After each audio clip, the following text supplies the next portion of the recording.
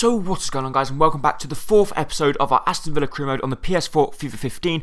I'm sorry this is going to be a late episode, but it is going to be uploaded around about 5 o'clock Spanish time and around about 4 o'clock English time.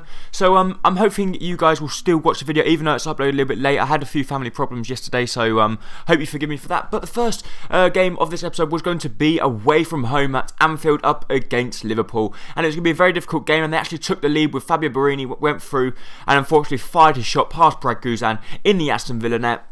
And unfortunately, they found themselves 1-0 up within the first half an hour of the game played. So I was a little bit disappointed, to be honest, that we didn't close them down a little bit better. And to be honest, we shouldn't be conceding goals like that. But in the 43rd minute, once again, they come through. Lucas Leiva come through, played the ball to Joe Allen. Joe Allen had a shot. We had a good block from Congolo. They played the ball back across to Lallana, and it was a really good save from Brad Guzan. And thankfully, we do then manage to get the ball clear.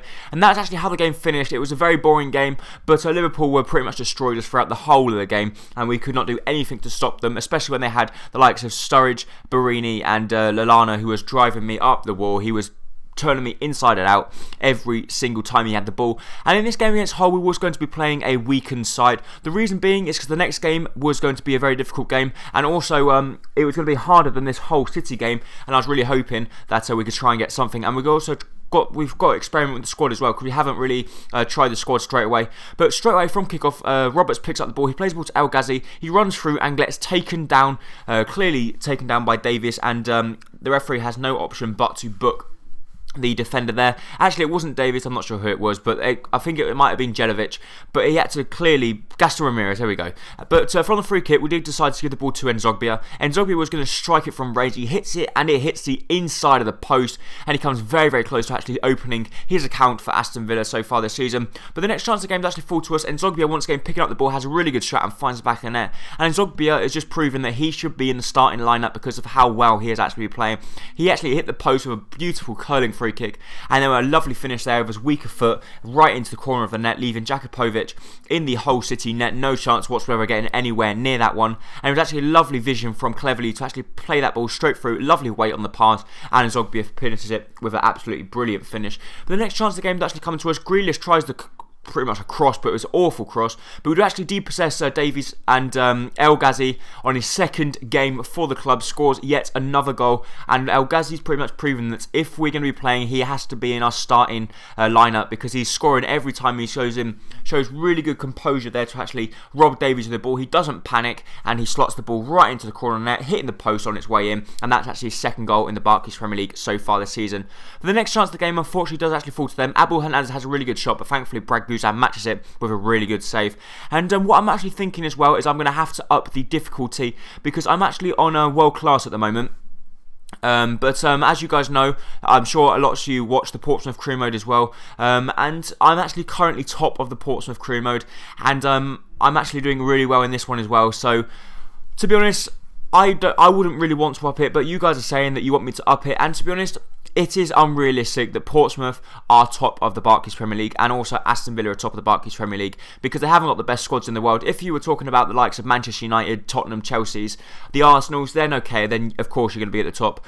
But not the teams of like Aston Villa and Portsmouth. So I'm going to be upping the difficulty in the next episodes of both this crew mode and the Portsmouth crew mode to Legendary. So it's going to be the first time I've actually played on Legendary. I'm really going to hope I can get some good results, and you'll probably see in the up and coming episodes me dropping down the table, but then that is going to be more realistic anyway. So I'm actually grateful for the person that did actually comment that on my video, and I'm going to go ahead and complete his request of me upping the difficulty.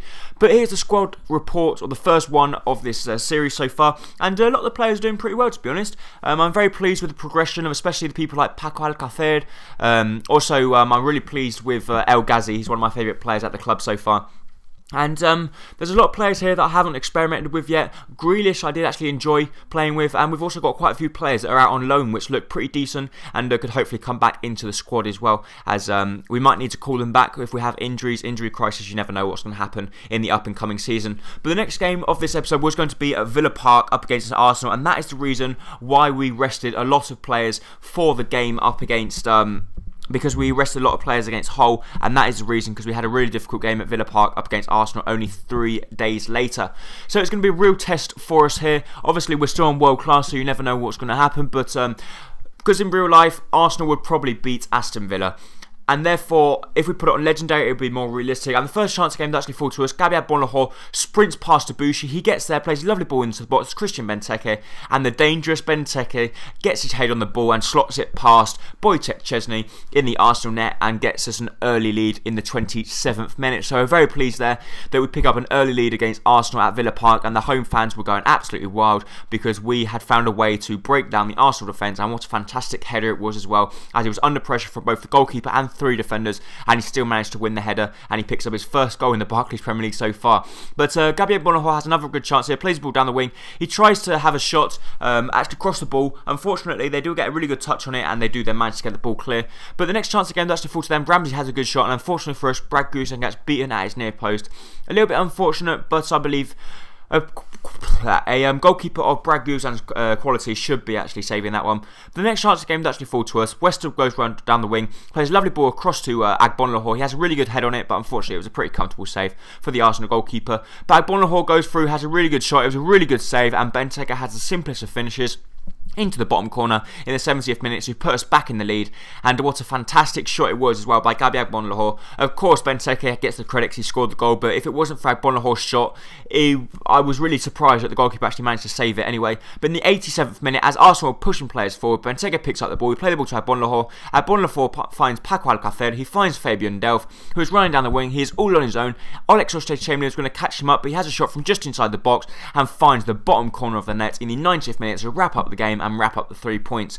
So that's actually it for this episode. So if you did enjoy the episode, please make sure to hit the like button down below, as it's very, very much appreciated. And I really do hope to see you next time, very, very soon, for the next episode of the Portsmouth Crew Mode, which I'm sure you will enjoy very, very much. Thank you. Bye-bye.